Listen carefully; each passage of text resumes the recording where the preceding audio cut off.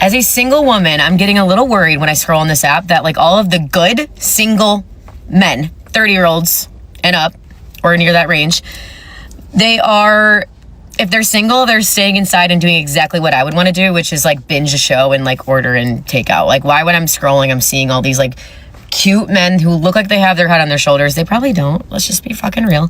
But they're all like staying inside. Like, what I'm trying to do is text a girlfriend and be like, hey, you know what? Instead of me cuddling into bed and binging all of Real Housewives, let's go out. Because I'm just hoping that one day, like, I meet my husband, like, meet cute randomly. Like, I gotta go out and do that, right? I have to, like, actually put myself out there. I have to actually do my makeup and, like, put on a cute outfit and do that, you know? Crazy concept. But I have a fear that all of the good single 30-year-old men are doing the opposite. Hey, get out there. Please stop ordering takeout by your fucking self and wait for me to be there with you to do it, okay? Fuck, literally, I don't... Probably gonna run into a douchebag. Pray for me. This is the funniest part. The guys she actually wants may already be at home, ordering takeout and enjoying the peace. Apparently, stay home and mind your business became the ultimate dating strategy. Guys, when you stopped chasing, did your life get better? Being a single girl in this economy is hard. It's either you go on the dating apps or you meet someone in the wild. But every time I go into the wild, I'm spending at least like $150 to leave my house. And the time I spend in the wild, the whole time I'm just thinking about how much I want to go back home. Yeah, that costs me $150 like every single time. I was telling my friends, I was like, I am about to start calling these bars and I'm like, can you put my picture on like a big screen? And then like if any man at the bar is interested in getting to know me, they can like be like, hi, I am. And then the bar can let me know like you have 5 contenders here. And I just go to the bar and then I meet them and then I come home. Wouldn't that be so simple? Wouldn't that make my life so much easier? And your life and our lives and all of our lives? Imagine if bars had that feature. They're like, these are the single ladies that want to come to the bar this night. Does anybody love them? Do you love them? And the boys are like, we love them. We would love to date them. And then you can go to the bar and you can find the love of your life and you can get married and live happily ever after. And then we can stop going out and spending $150. Spending $150 just to leave the house, then wishing you were back home, is one expensive way to discover that staying in was the better date. And somehow the solution is apparently for bars to advertise available women like a menu. Fellas, the market really is getting creative. I have beef with the beauty industry. Because can somebody explain to me why I just spent $126 to get the bare minimum? Like, I just had to replace a few things. I got a setting spray, a mascara, because mine's almost dried out, eyelash glue, a purse because the strap on mine broke, and a t-shirt because it was cute and on sale. So maybe I didn't need that, and toilet paper. 6 items. 6 items, and I spent over $100. Thousands of comments just like this on that post that I made about not being in a 50-50 relationship, of women commenting saying that they have been able to save so much money since being single. And that's why I cannot accept the argument that it's unfair to expect a man to provide more than 50% in a relationship in this economy. Because while both men and women can work now, nothing can change the fact that it's always going to be the woman who gives birth. It's always going to be a woman who gets a period and not a man. It's more often than not going to be a woman who gets sexualized and harassed in the workplace. It's always going to be women paying the pink tax. It was 62 million men, not women, who signed up for that rape academy. 90% of violent crimes are committed by men, and it'll be these faux feminist men fighting for women's equality by making them pay the the bill rather than actually taking that energy and holding other men accountable. I know what you might say, oh, that's a bit of a far reach comparing men to all these rapists and violent criminals, but the energy behind all of it every single time is exploitation and entitlement. And the degree to which that gets exercised varies on a scale from mild to extreme. And asking women to pay for you in a 50-50 relationship and sacrifice all the earnings and savings that she could be making for herself is a form of entitlement and exploitation. So if you were to zoom out and take absolutely everything into an equitable point of view, not a single woman on this planet would ever be in a 50-50 relationship ever again. 6 basic items somehow become a $126 emergency. Then the conversation jumps straight to why men should cover more than half the relationship. Guys, apparently your wallet is now part of the dating compatibility test. If the deal requires you to fund someone else's lifestyle, you're allowed to read the terms before signing. It actually costs you more to be single than it does in a relationship, and let me tell you why. Also, yes, I'm in the bathtub. Shut up. When I was living with my roommate in a very nice area, it was a 2-bed, 2-bath, beautiful balcony in a very safe area. All utilities were included, but Wi-Fi. We had a parking stall included as well. The only extra was a pet fee, which I paid. I now live in a basement, 1 bed, 1 bath, again, in a nice area, just a different nice area. Street parking, no balcony. All utilities are on me. And I pay, depending, on the utilities, because that does vary, but I would say close to $1,600 a month. So yes, it is cheaper to live with your partner or roommate than it is to live by yourself. So for people who think, oh, well, you're single, you don't have to spend money on going out with your partner, buying them gifts, blah, blah, blah, blah, blah. Yeah, but I'm paying $500 extra just to live in a place by myself. So this is just going to be a little rant about how this country hates single people. You cannot succeed in this country if you're a single person, I swear. So I'm trying to move out of where I live now. I have a terrible living situation. And it's impossible. It's literally impossible. For a 1-bedroom, 1-bath, house or apartment, everywhere I have looked near me is starting out at $1,200 to $1,400. How much is it for a 2-bedroom though? Starting out $1,200 to $1,400. So if I had a second person, this would probably be way easier. Not to mention you cannot even have pets at any of these places. How y'all gonna allow children that will absolutely do damage? But my cats who sleep all day, they can't come? And then Verizon, I need you to count your days. I'm supposed to be paying $85 for unlimited everything. Somehow though, my bill is always $99. And I just got an email a few days ago telling me that my plan is gonna be raised by $4. So I still have a $100 phone payment. So then I was looking to change phone providers because no, but that's pretty much the price anywhere for 1 line. Now, if I were to sign up and get 4 lines, it would be $100. So I can pay for 1 line, which is $100, or I can get 4 for $100.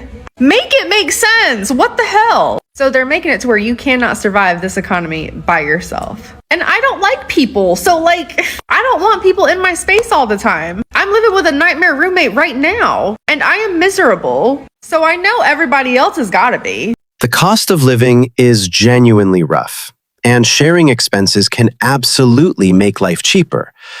But notice the bigger issue.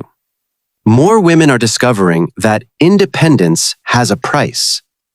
That's fine. Just don't confuse expensive with somebody else owes me. Men have been learning to budget around reality for years. Staying single in London, pouring all your time into work and chase a high salary is generally one of the worst value propositions I ever encountered. My gross salary in 2024 was around 120k. Sounds impressive, doesn't it? But when you actually work through the UK tax system, after income tax and national insurance, I'm taking home just over £6,000 a month. I've got a married couple I know. He earns 80k pounds, she earns 40k pounds. Together, their household's income is also 120k before before tax. But because of their income is split, they each fell into lower tax bands and returned their full personal allowance. Their combined take-home is 13k pounds, more than mine. Living alone in London costs roughly 10k more per year than flat sharing or living as a couple. 7,000 of that is purely rent. It's basically a single penalty in all but name. Beyond that, they split broadband, utilities, Netflix, Spotify, all the subscriptions. That's easily £10,000 a month I'm spending more than either of them. Same 120k gross income, but split between two people, it becomes this manageable lifestyle. And neither of them is on what you would call a high salary, which means they're under far less workplace pressure and stress than I am. They get to live a much more balanced life. Why is the UK system so unfriendly to single people? This is where the math gets interesting. Two incomes sharing housing and expenses can obviously stretch further than one person carrying everything alone. So yes, partnership can be financially smart. But a smart partnership is two adults pooling resources, not one adult quietly becoming the other's financial strategy. Would you rather split expenses with a partner or keep complete financial independence? Women in 2026 are literally carrying everything, whilst men are out here living in that princess era. Women aren't just strong, they're exhausted. They're splitting the bills, carrying all the emotional weight, managing the kids, planning birthdays, remembering all the appointments while still working full time, but being told they're asking for too much. Meanwhile, men are wanting princess treatment. They want the peace, but they don't offer any protection. They want the submission, but don't provide any security, loyalty, but don't provide leadership, and they want admiration, but they don't provide any effort. This isn't about hating men. It's about calling out imbalance. When a woman is paying half of the bills and carrying most of all of that mental load, that's not equality, that's burnout. And the saddest part of that is she'll keep going. She'll keep sacrificing. She'll keep holding it all together till one day she realises she doesn't need a partner. She needs relief.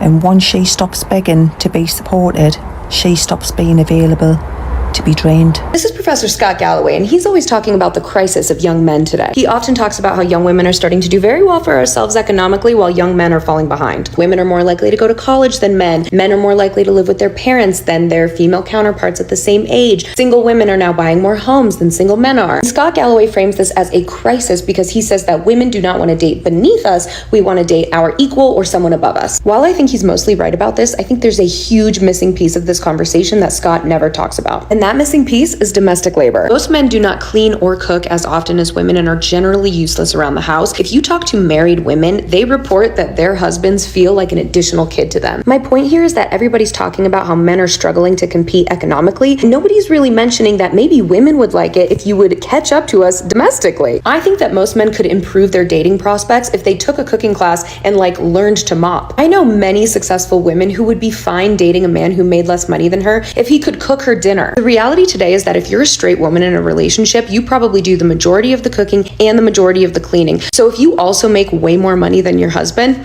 maybe you could see how women don't want that deal. Men are not making as much money, but maybe you should focus on becoming an equal partner in other ways. I just feel like this is a major part of the conversation that no man is even considering. One side says women are carrying everything. The other says men need to catch up. Meanwhile, plenty of guys are thinking, maybe I should just build my own life and stop auditioning. That's the shift worth watching. Men aren't necessarily rejecting relationships. They're becoming less willing to enter arrangements where the expectations are high and the return is unclear. If you are single, living in this economy, doing everything for yourself, you a bad bitch. All right? Gas is high, rent is high. It is hard. It is very, very challenging right now. It is a privilege to get on a plane. Plane tickets are so high.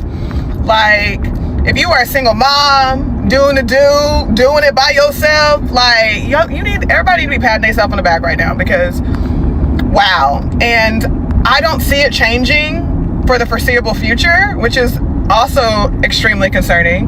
So if you put groceries in your refrigerator every week, if you pay your car note, if you pay your rent, if you doing all that by yourself, like, you need to give yourself some grace and be like incredibly proud of yourself, because it is incredibly challenging right now as a single human being living in America. And this is where the guys who already live below their means have an advantage.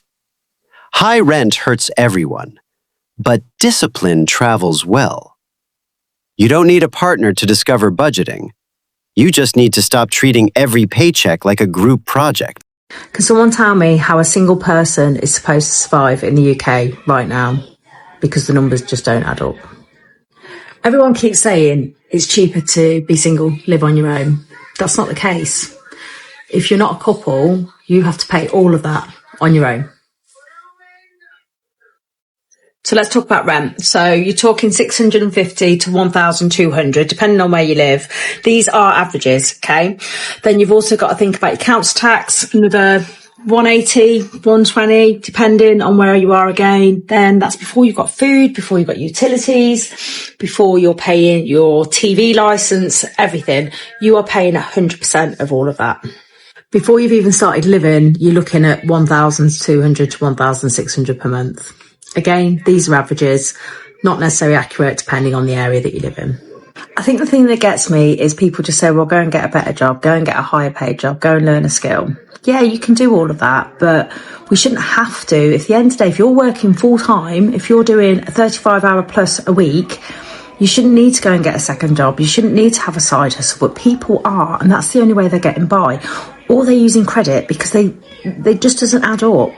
The cost of living versus the average salary or the minimum wage salary in the UK, it doesn't match. No matter what, you're always going to be worse off. Now, these aren't luxuries. These are the basics that you're paying for. Your car insurance, you're paying for your gas, your electric, all of that. And then you're working for nothing. It's not living, it's surviving. You are living to work, and that's not right. The same complaint shows up across the Atlantic. Housing, bills, food, and utilities keep climbing while salaries struggle to keep pace.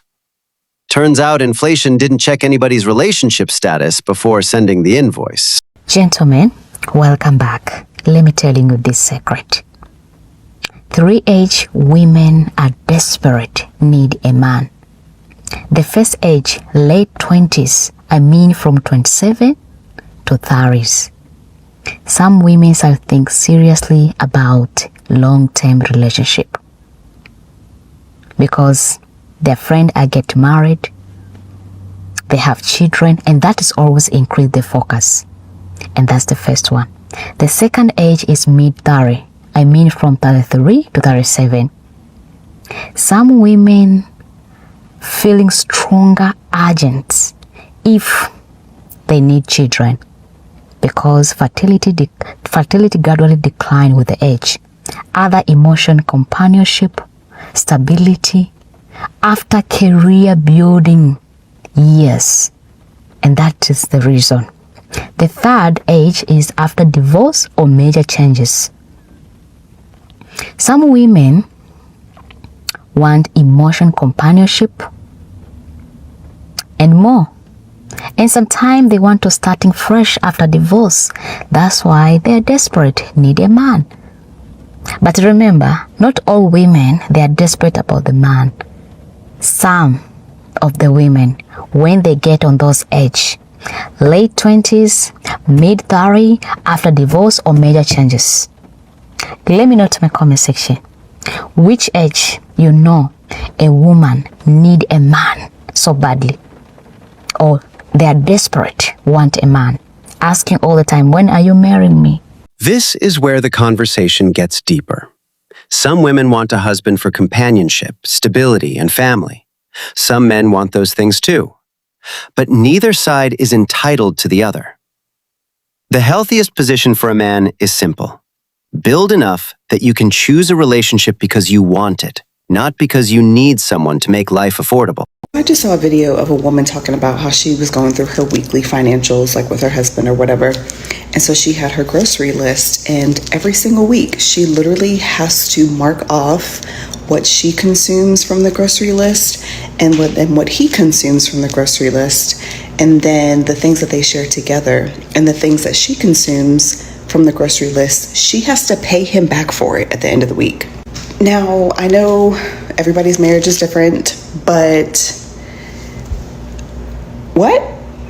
Imagine buying a bag of oranges for the household and you got to pay him back for the portions of the oranges that you ate?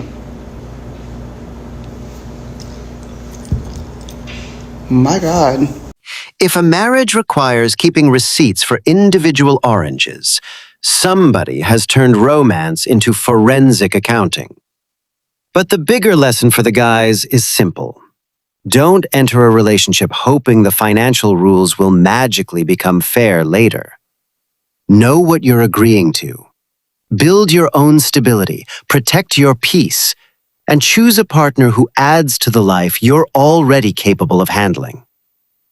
If that's your mindset, hit like, subscribe, and tell me in the comments, would you rather stay single and financially independent or build a two-income household?